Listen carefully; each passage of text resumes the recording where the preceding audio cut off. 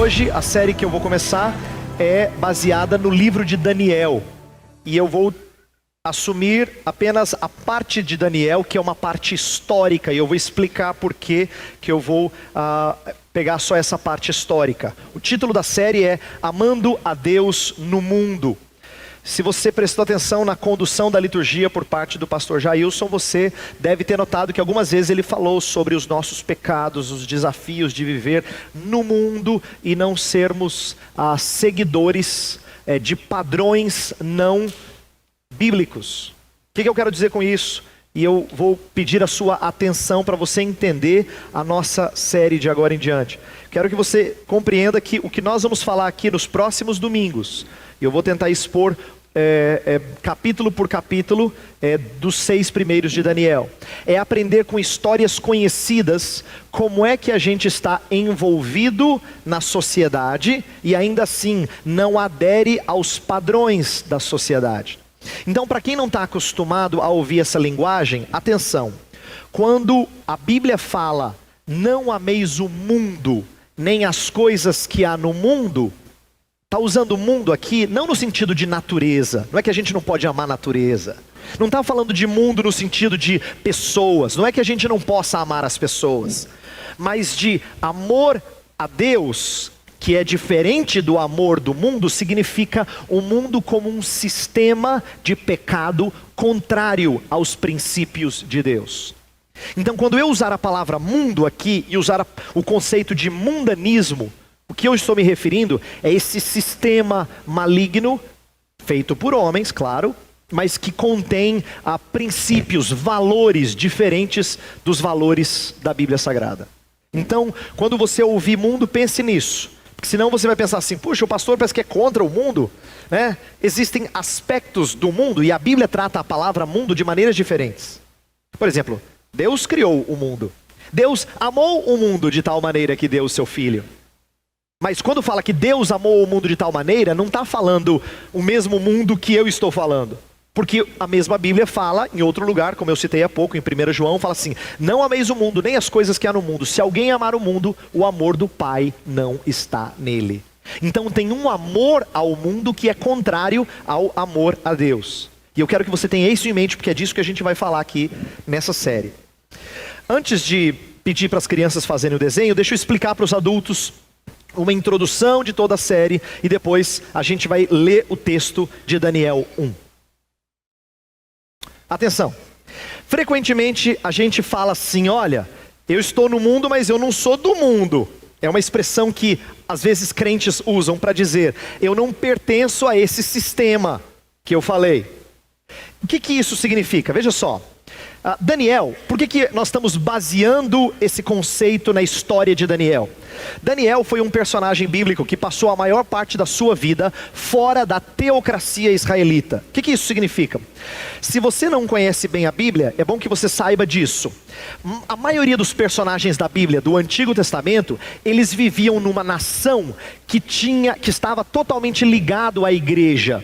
Então não havia separação entre igreja e Estado. Portanto, ser um rei de Israel significava conduzir o povo a adorar a Deus. Aí você fala, mas ele era rei, ele não era político? Não tem nada a ver com o trabalho de pastor. Mas não tinha essa divisão. Tá? Em tempos antigos essa divisão não existia, principalmente na terra de Israel. Então se Davi, que é um rei de Israel famoso, muita gente conhece Davi. Se Davi estava conduzindo o povo para agradar a Deus, ele tinha que fazer política agradável a Deus. Mas não tinha essa divisão. Ele não fazia só política. Claro que tinham funções que eram do sacerdote, que eram religiosas, do profeta, que eram religiosas, mas havia uma integração. Daniel é um personagem meio diferente da Bíblia. Assim como José, ele passou a maior parte da sua vida fora da sua terra. E se é fora da sua terra, significa que ele não tinha as facilidades, por exemplo, de adorar a Deus livremente. Ele não estava num país em que ele podia cultuar a Deus como ele quisesse. Ele tinha que, de certa forma, se sujeitar a padrões da sociedade na qual ele estava inserido. Então Daniel é um bom exemplo dos desafios que a gente tem quando nós estamos fora desse contexto. A minha preocupação nessa série é fazer você pensar em cristianismo fora desse recinto aqui. Porque aqui é muito bom. Aqui a gente abraça os amigos, aqui a gente cumprimenta e fala: como é que foi a semana? Eu estava com saudade de você. Aqui a gente canta, aqui a gente tem aula, aqui fica ótimo. Saiu daquela porta, a gente tem grandes dificuldades. E o cristianismo nem sempre vem à tona nas nossas atividades cotidianas. Eu quero que a gente pense nisso. Então nós vamos passar alguns domingos pensando nesse assunto. Olha só, Daniel, mesmo vivendo em um contexto de muita impiedade e incredulidade na Babilônia, Daniel, ele e os seus amigos se mostraram íntegros. Eu vou usar a palavra íntegro algumas vezes. Por quê? Porque íntegro significa inteiro de Deus. Às vezes a gente esquece do que íntegro significa. O que é uma pessoa íntegra? É uma pessoa que não é dividida. É uma pessoa que não compartimentaliza a sua vida dizendo: esse pouquinho aqui é para Deus, esse pouquinho aqui é para minha família, esse pouquinho aqui é para o meu trabalho. Não, você não tem que ser dividido assim. E então não ser do mundo, que é o caso de Daniel e dos seus amigos que vão aparecer na nossa história, significa então você saber como se portar inteiramente para Deus. Nós também temos o desafio de andarmos por um mundo sujo e não nos contaminarmos. Esse é um desafio. É um desafio e não é fácil. Não é fácil nós caminharmos fazendo transações com gente que pensa diferente de nós. Trabalhando ao lado de gente que pensa muito diferente de nós. Muitas vezes sofrendo reveses, né? Por conta de gente que pensa diferente de nós e tem valores diferentes dos nossos. E nos colocam em situações difíceis. Então, a primeira coisa que a gente tem que lembrar é que o cristão, ele precisa não ser do mundo. Porém, o outro lado da questão é que ele está no mundo. E se ele está no mundo, o que isso significa? Olha só. A despeito de serem íntegros, Daniel e os seus amigos, os nossos personagens da história hoje, eles estiveram envolvidos na vida pública enquanto na Babilônia. Essa é uma coisa curiosa, porque alguns evangélicos têm um receio tão grande de se contaminarem, que preferem ficar no seu ambiente evangélico. A gente chama de gueto. E quando eles ficam no gueto, é uma maneira de se protegerem de se contaminarem. Só que não foi o caso de Daniel e dos seus amigos. Para eles não tinha escolha, eles estavam no mundo. Isto é, a sua fé não era válida apenas para questões individuais, mas era demonstrada no exercício de suas funções públicas, enquanto participavam ativamente de atividades ditas seculares. Deixa eu explicar o que eu quero dizer com essa frase. Eles estavam mostrando a sua fé não só em atividades particulares, mas inclusive em atividades públicas. Por que eu estou dizendo isso? Porque nós temos mais facilidade de entender cristianismo em atividade particular. Por exemplo, se eu chego e falo assim, olha, o cristão precisa ler a Bíblia e orar. Você fala, é verdade, precisa mesmo. Se eu falar assim, o cristão precisa amar a sua família. Você fala, não, verdade, pastor. Isso eu entendo. A gente está acostumado a ouvir recomendações. Não, o cristão tem que ser honesto, ele tem que ser verdadeiro. Está acostumado a ouvir recomendações que dizem respeito à sua vida e prática individual. A sua maior dificuldade é entender em que sentido a sua fé está relacionada ao seu relacionamento na esfera pública. No seu trabalho, na sua cidadania, no contexto de negócios, no contexto de academia, de estudos. Essa parte é a mais difícil. A gente entende de cristianismo individual. A gente sabe o que significa ter fé em Jesus. Tanto é que, normalmente, um aluno cristão na universidade, ele estuda igual, pensa igual, muitos outros alunos. Academicamente, ele aprende as mesmas coisas, sem fazer discernimento, mas ele tem a sua fé. Você entendeu? Ele tem a sua fé.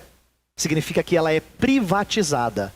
Ela vale para a vida individual dele. Ela não tem ligação com a esfera pública. Daniel e os seus amigos são diferentes, porque eles só vão ser colocados em situações em que eles têm que demonstrar sua fé na esfera pública. Então eu coloco ali embaixo, quer gostemos ou não, todos estamos envolvidos com atividades seculares. Todos. E o nosso desafio vai ser, como é que nós somos? Como é que nós estamos no mundo, mas não somos do mundo? E a maioria de nós peca em um dos extremos. Tem aqueles que pecam por se isolarem do mundo, porque eles não querem ser do mundo, eles se isolam, mas aí eles deixam de viver no mundo. Tem aqueles que pecam do outro lado. Eles estão envolvidos, eles sabem que eles têm que fazer coisas no mundo, mas eles se tornam do mundo, mundanos. Então, a grande pergunta da nossa série é essa aqui, ó. E é difícil. Como não ter postura monástica de espiritualidade? O que eu estou falando de monástica? Eu quero pensar em monastério, monge, freira, gente que no passado entendeu que ser limpo significava se isolar. E preferia para um retiro espiritual, por assim dizer. E não pense que isso aconteça só na igreja católica romana, acontece na igreja evangélica também. Gente que prefere se isolar, ficar no seu gueto. Como não ter uma espiritualidade assim, reclusa, não engajada, pior, de mente dicotomizada, em que ele tem o cantinho dele lá, mas ele trabalha porque ele tem que trabalhar. Ele se envolve na sociedade porque tem, ele vota porque tem, é obrigado. Mas ele não entende fé em conexão com essas coisas. Como é que a gente evita essa postura monástica de espiritualidade e não cai num cristianismo horizontal em que ações sociais são substitutas de vida com Deus? O que eu quero dizer aqui? Olha os extremos, para você prestar atenção. Tem aqueles que falam, não, eu tenho que ser espiritual, por isso que eu não posso estar envolvido nessas coisas. E ele não se envolve, não se engaja, porque ele quer manter sua espiritualidade, mas o Senhor Jesus nos colocou no mundo para sermos engajados. Aí tem aquele que diz, tá vendo? Tem que ser engajado, o pastor falou. Aí o que é cristianismo para ele? É atividade horizontal. É planejamento, estratégia para que a coisa aconteça na esfera horizontal. E se esquece de que o primeiro grande mandamento não é amar o próximo como a si mesmo. É amar a Deus sobre todas as coisas. Como consequência, você ama o próximo. Então a minha preocupação, e eu coloquei de outra forma na segunda pergunta ali embaixo. Como é que o cumprimento do mandato cultural deve promover amor por Deus? Mandato cultural é uma linguagem na nossa teologia que significa Deus nos deu ordens não só com respeito ao nosso relacionamento com Ele, que a gente chama de mandato espiritual, não só no nosso relacionamento com as outras pessoas, com o próximo, que é mandato social, mas Deus também deu responsabilidade sobre como é que nós cuidamos das coisas criadas. Como é que nós tratamos com mordomia o nosso trabalho, o nosso estudo, a vizinhança, o contexto social, mas visando recursos. Então eu estou querendo fazer-nos pensar sobre isso. O livro de Daniel. O livro de Daniel tem uma parte histórica, capítulos de 1 a 6, e uma parte profética, apocalíptica, com visões sobre a vinda do Messias e o estabelecimento do seu reino, que é o capítulo 7 a 12. O livro, como um todo, é sobre o poder soberano de Deus sobre outros impérios e o triunfo do seu reino por intermédio do Messias. Nós vamos estudar só a primeira parte, tá? Nós vamos estudar só as partes 1 a 6. Por que eu quero estudar essa primeira parte? Então agora vem a minha explicação do porquê dessa série. Nós estudaremos a parte histórica entendendo que ela é a pequena história de alguns judeus dentro da grande história da redenção. A grande história da redenção é como é que Deus conduz o seu reino a triunfar sobre todos os reinos. Só que Ele me chamou para fazer parte dele. O que eu faço nessa grande história? Qual é a minha postura nessa grande história? O livro de Daniel é um bom exemplo de como nós queremos entender o que Deus espera de nós enquanto aguardamos o triunfo final do seu reino. Entender como nossa vida deve se encaixar na grande história da redenção. Esse é o meu intento, esse vai ser o nosso enfoque nessa série. Então eu vou pedir para você pegar o texto bíblico e eu vou pedir para as crianças agora ouvirem a história contada. Antes de ler o texto para os adultos, eu vou contar a história para as crianças e eu quero ver que desenho você vai fazer com essa história. Olha só. Tinham 4 amigos: Daniel, Ananias, Misael e Azarias. 4 amigos. Você vai ter que desenhar 4, hein? Os 4 moravam numa terra chamada Babilônia. E lá o rei queria que eles comessem comida que era desagradável a Deus. Tinha um jeito de comer que não agradava a Deus. E eles fizeram questão, resolveram não comer aquela comida. E Deus cuidou deles quando eles resolveram não pecar. O que eu quero que as crianças aprendam? Atenção, a gente tem 4 amigos e uma situação de pecado. Eles disseram, não vamos pecar, e Deus cuidou deles. Então eu quero ver vocês desenhando 4 amigos e essa situação de comida, tá bom? Adultos, escutem a versão original. No 3º ano do reinado de Joaquim, rei de Judá, Nabucodonosor, rei da Babilônia, veio a Jerusalém e a sitiou. E o Senhor entregou Joaquim, rei de Judá, nas suas mãos, e também alguns dos utensílios do templo de Deus. E levou os utensílios para o templo de seu Deus, na terra de Sinear, e os colocou na casa do tesouro do seu Deus. Então o rei ordenou que Aspenaz, o chefe dos oficiais da sua corte, trouxesse alguns dos israelitas da família real e da nobreza, jovens sem defeito físico, de boa aparência, cultos, inteligentes, que dominassem os vários campos do conhecimento, e fossem capacitados para servir no palácio do rei. Ele devia ensinar-lhes a língua e a literatura dos babilônicos. O rei designou-lhes uma porção diária de comida e de vinho da própria mesa do rei.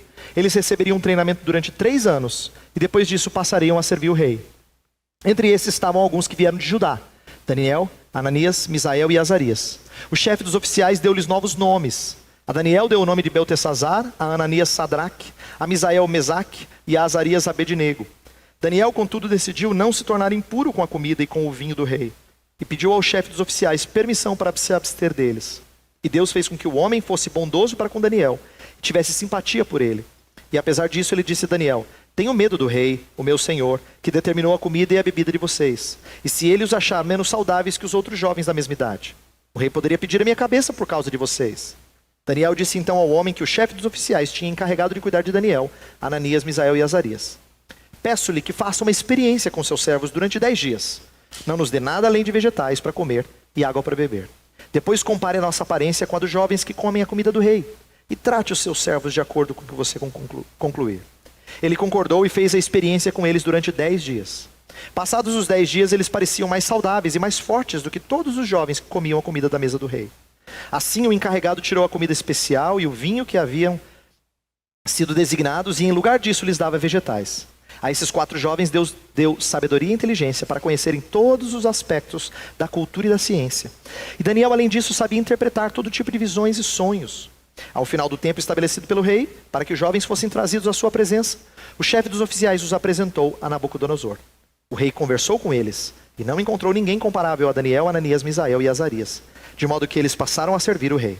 O rei lhes fez perguntas sobre todos os assuntos nos quais se exigia sabedoria e conhecimento, e descobriu que eram 10 vezes mais sábios do que todos os magos e encantadores de todo o seu reino. E Daniel permaneceu ali até o 1º ano do rei Ciro. Deus honra os que não se contaminam. Vamos pensar sobre essa história conhecida, mas que não é só história de gente pequena, é para gente grande também. Deixa eu começar destacando que Daniel e os seus amigos estão num contexto bastante inóspito. Um contexto que não ajuda. Um contexto que dificulta a ideia de você poder viver a sua fé. Porque se você chegasse para mim e dissesse assim: pastor, agora eu estou tranquilo, eu trabalho numa empresa evangélica. Agora eu tenho só patrão evangélico, eu só tenho colega evangélico. Agora, talvez você tivesse um pouquinho mais de tranquilidade, mas essa não é a realidade da maioria. E eu nem vou dizer que trabalhar no contexto evangélico sempre é o melhor das situações, tá? Mas eu quero dizer o seguinte: a maioria de nós está num contexto bem inóspito, bem desfavorável. Você pode perceber mais ou menos, mas o contexto não favorece. Nabucodonosor tinha feito o quê? Ele era o rei da Babilônia que tinha destruído as nações da época, e ao vencer uma batalha importante contra o Egito em Carquemes, ele se tornou o grande poder da época. A Assíria já tinha caído, o Egito, que era o possível próximo reino, caiu, agora ficou a Babilônia. Então a Babilônia passou a fazer o quê? A controlar as terras, e uma das coisas que ela fez era pegar riquezas e pegar o melhor material humano de lugares diferentes. E Judá não foi diferente. Judá teve as riquezas do templo tomadas e o futuro promissor tomado. Os jovens como Daniel, Ananias, Misael e Azarias foram para lá para serem treinados e serem funcionários da Babilônia. Eles iam trabalhar no governo babilônico agora. Eles estavam sendo treinados para isso. Ao fazer isso, você percebe que eles não estão num contexto fácil. Eles são cativos que agora têm que trabalhar para o governo inimigo. Isso é bastante inóspito. Não favorece praticar e viver sua fé. O contexto de cativeiro babilônico, então, proporcionava a Daniel e seus amigos novos desafios, com exigências impostas pelo mundo. O final do verso 4, que a gente leu, fala que eles deveriam ser treinados na língua e na literatura dos babilônicos. E a gente vai ver que existe uma série de desafios em relação a isso. Ser treinado numa outra cultura significava absorver os valores dessa cultura. Então eles têm desafios grandes. Eles vão ter que aprender a estar no mundo, mas não ser do mundo. Nós também vivemos como peregrinos em meio a padrões de vida mundanos ao nosso redor. Em 1 Pedro 2, versos 11 e 12, que está aí, é um texto muito precioso em que Pedro fala assim: rogo a vocês que são forasteiros, peregrinos, que vocês não se sujeitem às paixões mundanas. O que Pedro está dizendo? Ele não está dizendo para a gente pegar uma nave espacial e sair do planeta. Você não sai do mundo. Jesus mesmo orou: não peço que os tires do mundo, mas que os guardes do mal. O que Pedro está falando nessa passagem é que sejam guardados do mal. Nós somos forasteiros. O que isso significa? Se você tem feito dessa vida, das coisas que você tem, o seu amor permanente, você está com o coração na coisa errada. Por quê? Porque aqui nós somos só forasteiros, só peregrinos, estamos de passagem. É isso que o texto diz. Nosso desafio é não dicotomizar nossa vida, mas integrá-la. E aqui eu quero usar uma analogia muito boa que eu aprendi num livro alguns anos atrás. A ideia é de que muitos de nós vivem trabalho ou estudo e igreja de maneira dicotomizada, separada. Não é que a gente faz bobagem no trabalho e na igreja. Não, a gente é correto. Mas não tem muita conexão. Igreja e segunda a sábado.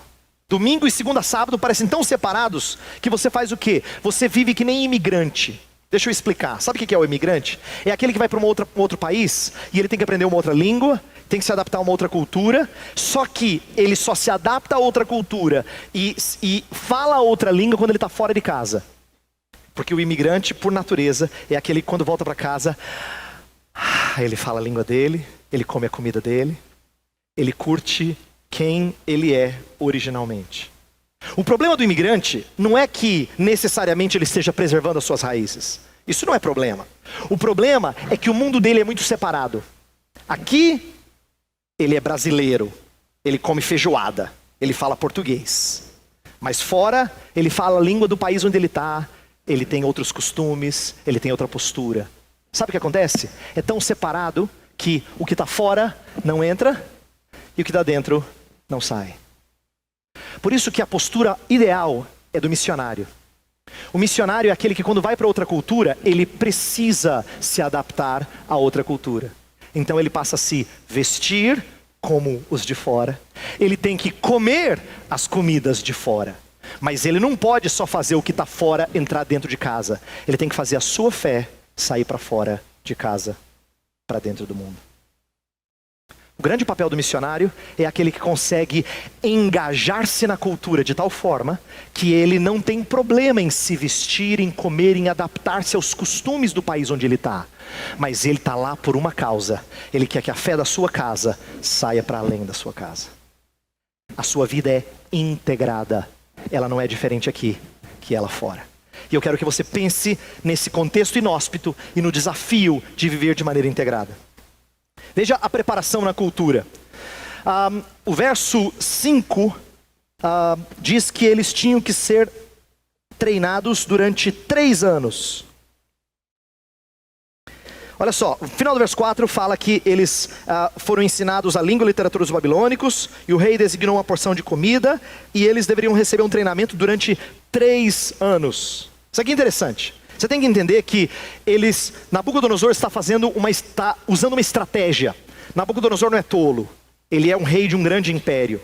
E ele sabe que se ele não quer que os subordinados dele se revoltem contra ele, ele precisa começar a mudar a cabeça dos seus subordinados. Então, a melhor estratégia é deletar identidade. Quando você começa a apagar a identidade daqueles que estão cativos seus, então a chance de se revoltar é menor. Quando as pessoas começam a amar Babilônia e não o seu país de origem, aí não tem mais razão para revolta. Então ele tem que fazê-los amar Babilônia e mudar a sua identidade. Então o que ele fez? Ele trouxe jovens, os melhores, os mais competentes de vários lugares, inclusive de Judá, e disse assim: nós vamos dar um treinamento na Federal da Babilônia. Um treinamento daqueles, comida especial, vai ter treinamento da cultura, do idioma, eles vão ser treinados. E mais, ele lembra que eles estão pegando jovens. Daniel e seus amigos, dizem alguns estudiosos, provavelmente não tinha mais do que 15 anos. Se eles não tinham mais do que 15 anos, eles estavam na idade ideal para absorver outra cultura. Essa é a fase mais difícil de mudar a cabeça de um adolescente, se ele vai para uma outra cultura e ele bebe da outra cultura. Normalmente não tem mais volta. Nabucodonosor sabia o que ele estava fazendo. Ele queria preparar esses meninos para eles serem novos babilônicos de cabeça. E veja só, que eles recebem 3 exigências. E as 3 exigências são encaradas de maneira diferente. Curiosamente, eles não fazem nenhuma objeção a 2 delas e fazem a terceira. Veja só. Parece-nos estranho que Daniel e seus amigos aceitassem a mudança de nome e até a educação babilônica, mas rejeitam a dieta alimentar. Eu vou dizer por que parece estranho. Deixa eu explicar, você vai entender. Se eu chegasse para você e falasse assim: ó, eu tenho 3 exigências. Primeiro, você tem que aprender a língua, a cultura. Eu vou mudar o seu nome e você tem que comer o nosso churrasco. Qual que seria o mais fácil? Comer o churrasco, não é? Para nossa cabeça ocidental, século 21, parece estranho que eles rejeitaram o mais simples. Mas eu tenho que te explicar o contexto em que eles estão. E olha que não foi fácil. Primeiro, aceitar a mudança de nome para o judeu é muito mais difícil do que para você. Porque você pode ser orgulhado do seu nome. Eu gosto. Alguns podem não gostar, mas não importa. Para o judeu é muito mais sério.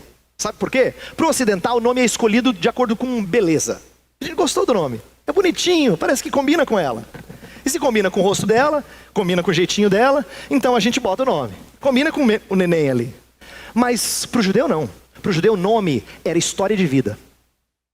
Sabe por quê? Na Bíblia frequentemente você vê alguém nomeado por causa de um evento importante que aconteceu no nascimento da criança. Ou na história dos pais, do pai e da mãe. Então fala assim: ele será chamado assim por causa disso, disso, disso. Na Bíblia tem sempre disso. Um judeu recebia um nome porque era a história da sua vida.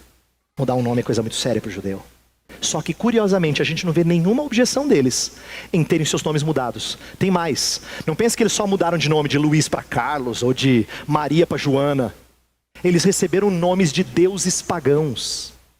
Quando eles foram chamados de Beltesazar, de Sadraque, Mesaque e Abednego, os nomes que estão inseridos ali são de deuses pagãos. Imagina você, cristão, sendo chamado de Iemanjá. Agora você se chama de Iemanjá. Ou ser chamado de qualquer outro nome de divindade, de espírito, tá? Não é uma coisa muito agradável, mas eles aceitam isso. Isso que surpreende. Eles aceitam porque eles estão num contexto inóspito. Um contexto difícil, em que eles não podem fazer escolhas. Então eles aceitam. Eles também aceitam a educação babilônica. E a educação babilônica, não pense assim que é só estudar na Federal e fazer cálculo e fazer literatura e dizer assim, tá tudo bem. Não, sabe por quê? Em épocas antigas não tinha separação entre ciência e religião. Ciência era misturado com religião. Quando o babilônico estudava astronomia, junto disso estava astrologia. Porque para ele, estudar ciência não era separado de estudar o significado por detrás das coisas. Então eles estudavam a ciência dos astros, mas eles davam um sentido religioso a isso. Portanto, Daniel e os seus amigos estavam no meio de um contexto bastante pagão, de magia, de coisas bem diferentes do que eles estavam acostumados a aprender.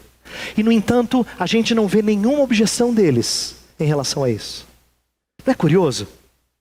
Eles estão recebendo uma educação totalmente contrária aos valores e às crenças deles.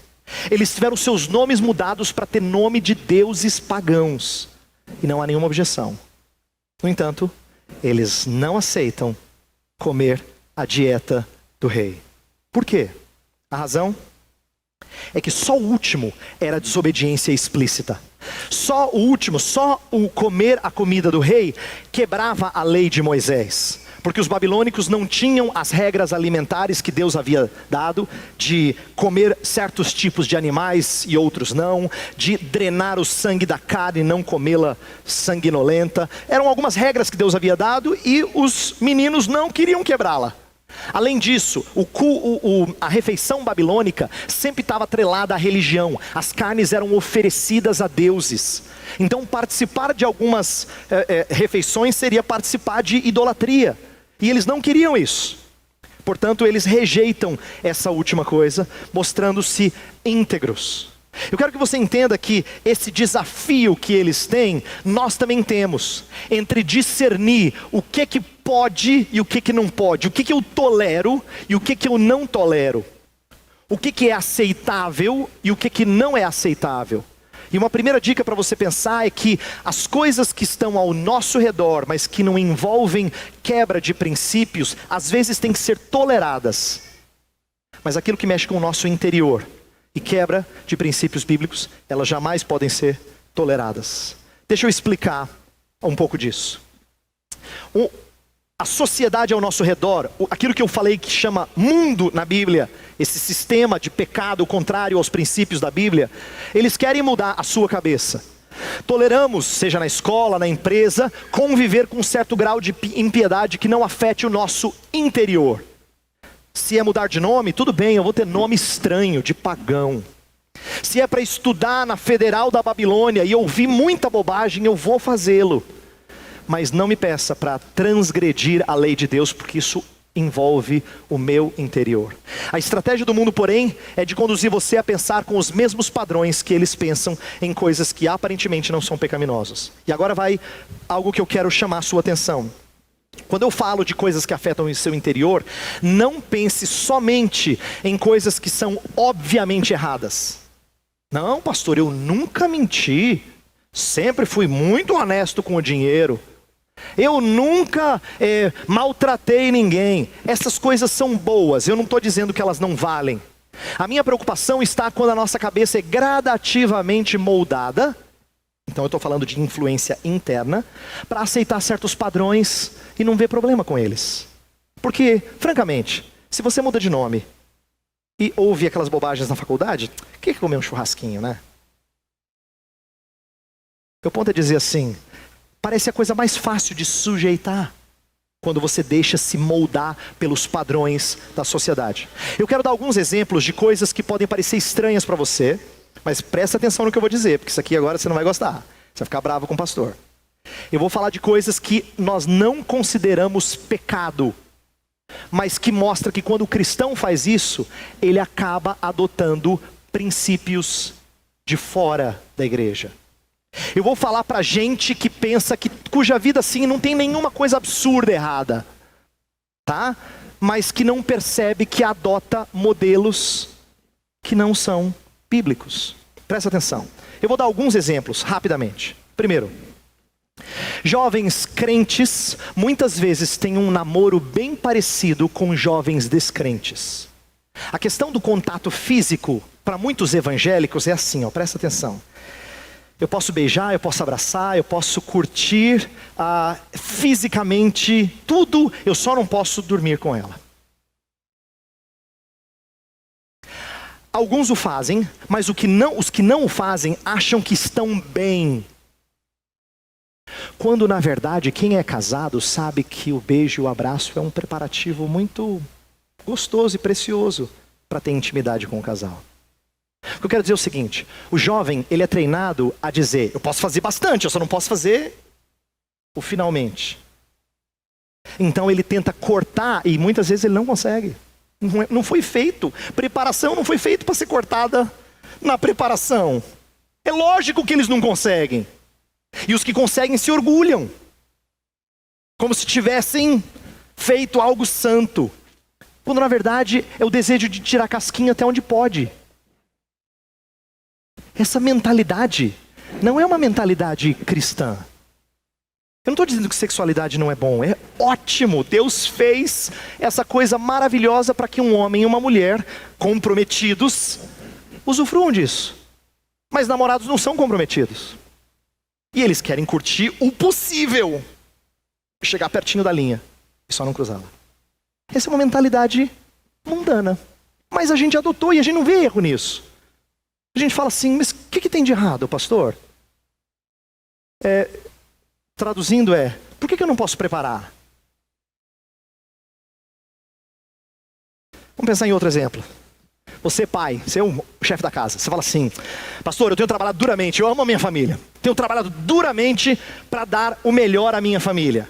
Quando você fala que você trabalha duramente para dar o melhor para sua família, o que você está querendo dizer? Você quer que elas tenham conforto, tenham educação, alguns requintes, que são gostosos, mas não é o melhor que você tem à sua família. E se esse é o melhor que você tem para dar para sua família, então o seu melhor é muito ruim. Sabe por que eu digo isso? Imagina o pai pobre, que não pode dar as coisas que você gostaria de dar. É lógico que ele tem que ficar frustrado, porque ele não pode dar o melhor para sua família. Só que o melhor que ele tem para sua família não se compra com dinheiro. O melhor que ele tem para a família dele, se ele crê em Jesus Cristo, é a sua fé em Jesus Cristo. Isso dá uma perspectiva nova, resolve o futuro do nosso viver. Muda o nosso presente de uma maneira brusca. Mas sabe o que a gente faz? A gente trabalha duro e a gente justifica ainda. É porque eu quero dar o melhor para minha família. Na verdade, você está com uma visão muito míope do que é o melhor para sua família. É por isso que você tem investido pouco nas coisas que valem mais e mais nas coisas que valem menos. Ter filhos é um desafio para alguns. E a gente pensa assim, devo, não devo? Esse mundo está tão mal. Recentemente eu tenho ouvido gente dizendo assim, eu não sei se vou ter filho não, colocar filho nesse mundo. Essa é uma maneira não cristã de pensar. Como assim não ter filhos? Uma coisa é não poder tê-los. Outra coisa é você não querer tê-los. Você teria que ter uma justificativa muito santa para não tê-los, mas normalmente é medo, normalmente é conforto. Isso não é santo. Tanto é que a gente normalmente fala de filhos em termos de preço ou de conforto. Quando você fala assim, ter mais um filho, por que isso é difícil? É uma decisão difícil para muitos de nós. Porque a gente pensa assim, nossa, eu não vou conseguir dar o melhor para minha família. Está vendo o segundo ponto? Será que pagar a faculdade é uma coisa cara, pastor? O senhor não está nessa fase ainda. Você vai chegar lá. Você vai ver como é que é caro.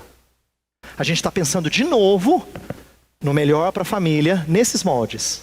Então quando a gente fala de ter filhos, se tenho mais um ou não, a gente pensa de uma maneira pagã.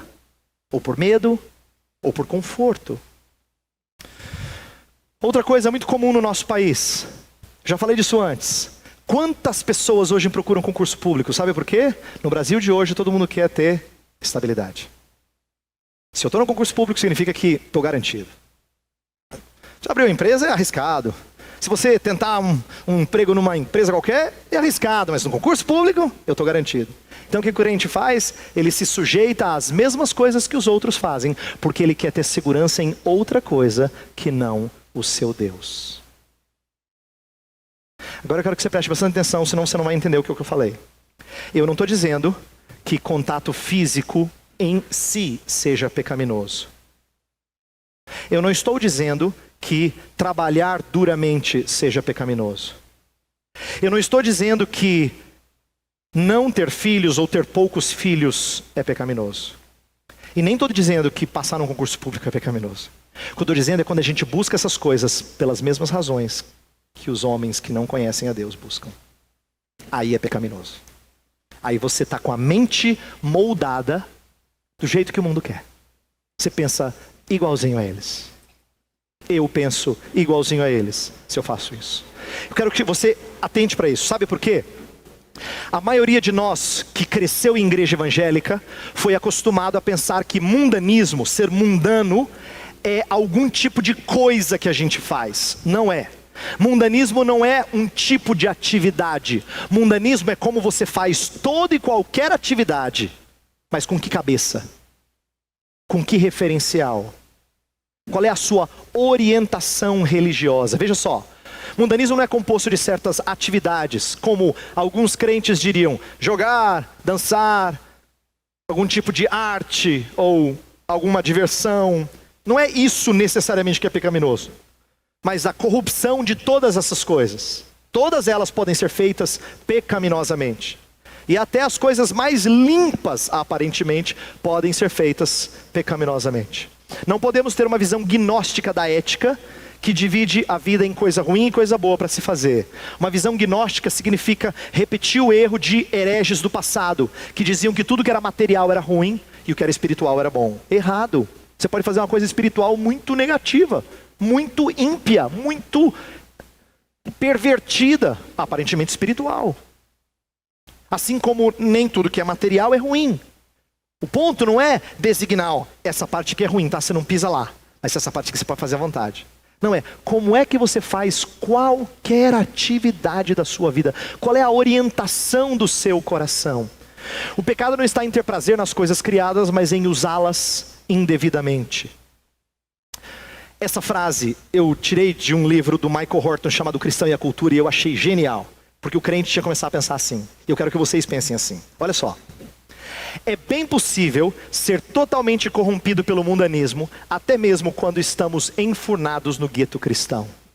Nossa música, literatura, escolas, rádio, televisão e igrejas cristãs podem tornar-se portadores do vírus do mundanismo, sem que tenhamos que nos incomodar com o mundo. O que essa citação está dizendo é que você pode estar dentro da igreja e ser muito mundano. Basta que você pense em fazer as coisas com padrões mundanos. Pastor, mas eu não faço nenhum tipo de música que não seja do Senhor. Mas é possível que seja uma música chamada evangélica que seja mundana. Não, pastor, eu não assisto coisa que não deve. Mas é possível que você assista algumas de maneira indevida. Meu ponto é dizer que eu não quero que você se preocupe só com as coisas que são explicitamente erradas. Eu quero que você perceba com que cabeça você faz cada uma das coisas que você faz, cada atividade. Na história de Daniel, a gente vê o cuidado de Deus respondendo à sua integridade. Olha só, no versículo 8, Daniel resolve não pecar. Verso 8, Daniel, contudo, decidiu não se tornar impuro com a comida e com o vinho do rei. Ele primeiro decidiu, essa é a sua resolução de ser íntegro. Em outras palavras, eu não vou me deixar amoldar. Não posso. Eu posso receber até nome, não vai mudar minha identidade. Eu posso ir até para a faculdade da Babilônia, não vou mudar minha identidade. Eu não vou abrir mão da maneira como Deus me moldou. Essa resolução, atenção, ela é apenas o que você pode fazer. Mas Daniel, como você, não pode fazer isso acontecer. Por isso que o mesmo verso 8 fala assim, Daniel resolveu no seu coração, ele decidiu e depois ele pediu para o superior dele. Porque tem coisas que escapam do nosso controle. Tem coisas que escapam do nosso controle, então ele pediu. Ele não estava na época em que ele podia pedir para ser demitido, você pode. Ele não podia. Cativo não é demitido, sabe? Ou você obedece ou você morre. Então ele pediu. A segunda parte do verso 8 fala que ele pediu ao chefe dos oficiais permissão para se abster deles. E Deus atendeu. Agora, antes de falar que Deus atendeu, presta atenção. Ele pediu para o chefe não contaminar-se. Sabe o que eu achei fantástico dessa frase? Ele não deu desculpas. Ele não falou assim, eu não vou comer do churrasco com vocês porque eu tenho um problema de estômago, sabe? Será que poderia... Às vezes a gente tem medo de nossas posturas, então a gente arranja um jeito de dizer do porquê não pode fazer. Você não gosta, você está incomodado, mas é meio estranho falar assim que é contra a sua fé. Então o que você fala? Não vai dar para eu estar na empresa no domingo. Não posso, eu tenho um compromisso. Um compromisso aí. Seu chefe nem sabe que você vai na igreja. Você nunca falou dessas coisas. Você não pode fazer certas coisas porque na verdade você sempre usa desculpas. Você não diz o porquê que elas estão erradas, por que você é contra. Eu não posso fazer desse jeito que o Senhor está me mandando cumprir a sua ordem. Por quê? Porque eu acho que não vai dar certo. Olha que pragmático. A gente tem medo e às vezes dá desculpas. Eu quero que você entenda que nosso testemunho é falho quando ele não é acompanhado das razões do porquê fazemos ou não fazemos alguma coisa. O seu testemunho é falho. O que Deus faz? Deus abre as portas e Deus deixa que eles experimentem a dieta alimentar de alguns legumes e água. Agora atenção para o próximo slide. Deus é muito bondoso. Por quê? Porque a sua providência, o cuidado de Deus, a maneira como Deus abre portas ou não, às vezes opera de maneira ordinária, comum, e às vezes extraordinária. Quando eles pedem para ser experimentados 10 dias de legumes e água, não pense que era uma dieta fantástica do livrinho que ele comprou na livraria, aquele que fica na frente assim, 10 dias de legume e água e sua pele ficará como de um bebê. Não é isso. Judeu também comia carne, ele não era vegetariano. Mas eu creio que alguma coisa extraordinária deve ter acontecido ali, para que Deus honrasse a integridade daqueles meninos e permitisse que o resto dos 3 anos eles não quebrassem o mandamento e eles pudessem comer apenas aquilo que está dentro do esquema. Isso significa que Deus fez alguma coisa extraordinária acontecer naqueles 10 dias, que quando olharam para eles falaram: ó, gostei, o que você está passando na pele? Alguma coisa extraordinária aconteceu.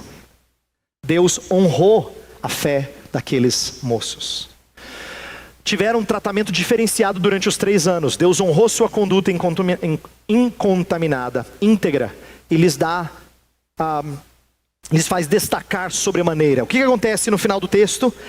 Eles são chamados por Nabucodonosor. Nabucodonosor diz: olha, esses moços estão mais belos e são mais inteligentes. Eles receberam treinamento lá na Federal da Babilônia. 3 anos, estudaram. Só que como eles tinham uma cabeça cristã, eles apropriaram de tudo aquilo que era conhecimento humano e eles moldaram de acordo com o referencial que eles tinham recebido. É por isso que eles eram mais inteligentes. A cosmovisão deles era melhor, é coerente, bate com o do Criador. Por isso que eles fizeram faculdade e saíram mais inteligentes do que os outros, mais cultos, mais doutos, porque eles não se deixaram amoldar pelos princípios. Nem sempre haverá compreensão da parte do mundo. Eu não quero que você saia daqui com a impressão de que quando eu resolver, Deus vai fazer dar certo, não vou perder meu emprego nunca. Porque em Daniel 3, a gente vai estudar, eles são lançados na fornalha. Em Daniel 6, a gente vai estudar, Daniel é lançado na cova dos leões. Nem sempre dá certo. Tá?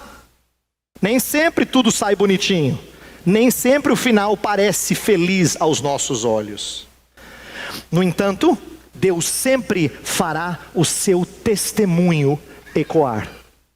E a gente vai ver como é que Daniel e os seus amigos vão testemunhar em meio a esse mundo mau. Eu queria fazer uma última aplicação e terminar. Eu queria que eu dar alguns exemplos sobre fé e trabalho e vamos orar para que Deus nos ajude a pensar de maneira mais integrada. Atenção, olha a pergunta que eu faço. Somos profissionais que são cristãos, fé anexada à vocação, ou cristãos em nossa profissão, fé transformando a vocação? Eu quero que você pense no seguinte: a maioria de nós conhece profissionais cristãos. Você é um, mas você conhece outros. Sabe o que é um profissional cristão? É aquele que ele é profissional, mas ele também vai na igreja. Ele é cristão, muito sério, muito sério. Mas não é disso que eu estou falando. Isso está cheio, ó, um monte. Eu estou falando assim, quantos você conhece que na sua profissão é diferente do resto dos seus colegas? Porque ele é cristão. Aí você vai falar: pastor, eu sei. Sei do que o senhor está falando. Não sabe não. Porque você está pensando assim: ele é muito ético. Ele é muito correto. Ele não faz o que é errado. Isso você já sabe. E se você já sabe, eu louvo a Deus por isso. Mas tem mais do que só ser ético. Eu queria que você passasse a pensar sobre como é que a minha fé não é como uma peça de Lego que se conecta a outra peça de Lego chamado trabalho. Porque isso pode parecer unidade, mas não é. Sabe por quê? 2 peças de Lego a gente separa, não separa? Não dá para separar 2 peças de Lego? Sabe como é que tem que ser a nossa fé em relação ao trabalho? Tem que ser igual o fermento quando cai no bolo. Quando a mamãe coloca fermento no bolo, o que acontece? Dá para tirar o fermento? Não dá. Porque uma vez que o fermento cai no bolo, ele leveda toda a massa. ele permeia a massa. Eu dou 2 exemplos aqui, a gente poderia pensar em outros. O que um evangélico pensa ser médico para o Senhor? Ele fala assim, não, eu sou um médico para a glória de Deus. Que bênção! Médico para a glória de Deus. Muito feliz que ele quer ser médico para a glória de Deus. Mas o que normalmente é médico para a glória de Deus? Nas férias ele vai para o campo missionário e ele vai oferecer os seus serviços de médico. Por que isso ainda é dicotomizado? Porque ele não sabe como se portar nas decisões do consultório como cristão. Ele pensa que servir a Deus significa fazer algum trabalho voluntário. Enquanto que ele deveria pensar sobre as várias decisões que ele tem que fazer. E de ir contra o status quo, porque ele pensa a sua profissão como um cristão. Mesma coisa de quem é comerciante. Ele fala assim, pastor, eu quero abrir uma loja, mas eu quero que seja uma loja de Deus, pastor. O senhor vai lá fazer uma oração para consagrar? Aí chama lá o pastor, vai lá o pastor, faz a oração e consagra. Agora vai ser uma loja de Deus. E sabe o que acontece nessa loja de Deus? Todo mundo é muito honesto. Esse homem é sério, ele é crente. Ele é crente, sério. E ele é tão sério que ele vai fazer estudo bíblico toda segunda-feira, na hora do almoço. Tem algum problema com isso? Atenção, não tem nenhum problema em orar na hora que a loja abre, em fazer estudo bíblico na segunda-feira, na hora do almoço. O problema é que isso continua sendo 2 peças de Lego, em que você conecta, mas você pode separar a hora que precisar. Agora, será que ele pensa em lucro como um cristão? Ou ele pensa como ele aprendeu na faculdade de administração? Quando ele abre a loja, será que ele pensa igual a faculdade de administração ensinou ele? Ou ele questiona os padrões que foram colocados porque a sua profissão é permeada pela sua fé? O que eu queria que você entendesse, e eu termino com essa frase, é isso aqui, ó. A sua fé tinha que permear o seu trabalho como fermento leveda toda a massa. Deveríamos sempre pensar sobre os valores que nossas atividades carregam. Conjugar, não. Integrar, sim. Você pode sair daqui e falar assim, pastor, gostei da mensagem. Gostei, de agora em diante vou começar a ler a Bíblia, orar mais. Que bom, graças a Deus por isso. Mas isso não vai necessariamente transformar o seu dia a dia. Eu vou terminar com uma ilustração e a gente vai orar. Eu estava falando sobre esse assunto há pouco tempo e uma mãe fez uma pergunta muito comum de mãe. Pastor, eu tenho adolescentes. Eu estou enfrentando dificuldades com os meus adolescentes. Eu não sei exatamente como tirá-los desse contexto mundano. O que eu faço? Eu já oro muito. Eu já tenho lido a Bíblia. E de vez em quando até leio a Bíblia com eles. Mas não tem funcionado tão bem. O que eu faço? Minha resposta para ela foi, olha, todas as suas atividades religiosas são boas, mas são pouco. Sabe por quê? Você está passando a imagem para eles de que a sua vida também é dicotomizada. Quando você pensa em educar criança, você está pensando em atividade religiosa. Atividade religiosa tem o seu lugar, mas não é só isso que é educar uma criança. Você assiste televisão de maneira cristã? Você planeja suas férias de maneira cristã? Você usa o seu dinheiro de maneira cristã? Você ensina os seus filhos a escolher amigos de maneira cristã? Normalmente essas coisas são muito estranhas para nós. Eu pareço estar falando uma outra língua para você. Porque a gente pensa em cristianismo em atividade religiosa. Ir para a igreja, ler a Bíblia, orar. Isso é bom. Mas a vida continua separada. E é por isso que a maioria de nós tem muita dificuldade quando sai por aquela porta. Eu vou orar e pedir que você pense um pouquinho mais sobre essas coisas. Que Deus dê a você uma fé integrada à sua vida de segunda a sábado. E não conjugada. Tá bom? Feche os seus olhos. Senhor, nós ouvimos muita coisa. E eu sei que não vai ser fácil processar tudo isso. Mas a minha oração é que o Senhor ajude os meus irmãos a fazerem sentido de algumas coisas colocadas aqui. Que eu também pondere mais sobre elas. Que comecemos a falar sobre como nossa fé precisa permear tudo que a gente faz.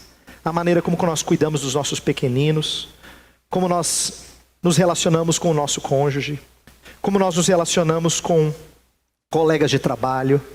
Os nossos alvos profissionais. Os nossos sonhos. pessoais inclusive. Tudo isso tinha que ser moldado pela nossa fé, Senhor. Mas nós nem sempre pensamos assim. Pedimos perdão, porque às vezes somos amoldados à maneira mundana de pensar.